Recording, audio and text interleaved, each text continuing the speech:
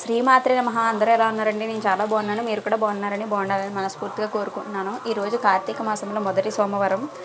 అత్యంత ప్రీతికరమైనటువంటి మాసం పరమేశ్వరుడికి, కార్తీక దామోదరుడికి. అయితే ఈ మాసంలో అయ్యవారి సోమవార వ్రతం చేయటం చాలా మంచిది. ఈ వ్రతం 3 వారాలు చేయాలి. ఎప్పుడు చేసినా కూడా పర్లేదు. కాకపోతే కార్తీక మాసం పరమేశ్వరుడికి ప్రీతికరం కాబట్టి కార్తీక మాసంలో చేయటం ఉత్తమం. 3 వారాలు అయ్యవారికి బిల్వదళాలతో అర్చన చేసి అంటే అష్టోత్తరం కానీ ఏదైనా చదువుకుంటూ మనం పూజ చేసుకుని బిల్వదళాలతోటి, అలాగే కొబ్బరికాయ బెల్లం కలిపిన నైవేద్యం పెట్టాలి.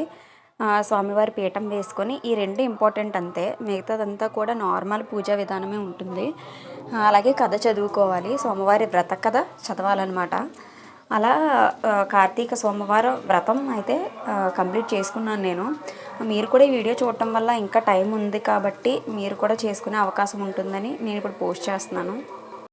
ఈ వ్రతం ఫలితం ఖచ్చితంగా ఉంటుంది. మన రాతలు మారతాయని చాలామంది నమ్ముతారు. నమ్మితేనే పూజ చేయాలి కూడా. నమ్మకం లేకుండా చేసింది ఏది కూడా నిలబడదు.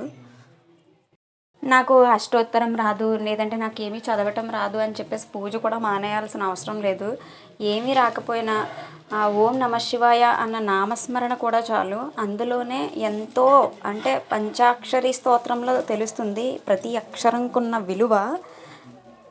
కాబట్టి చదవటం రాని వాళ్ళు కూడా ఓం నమ శివాయ అనుకుంటూనైనా కానీ స్వామివారి పూజ చేసుకోవటం చాలా మంచిది. కొంచెం కష్టాలు ఎక్కువ ఉన్నాయి, ఇది తీరట్లేదు అనుకున్న వాళ్ళు నమ్మకంతో స్వామి మీద నమ్మకం ఉంచి ఈ పూజ చేసుకోండి. మంచి జరగాలని, జరుగుతుందని నేను నమ్ముతున్నాను. జరగాలని నేను ఆశిస్తున్నాను.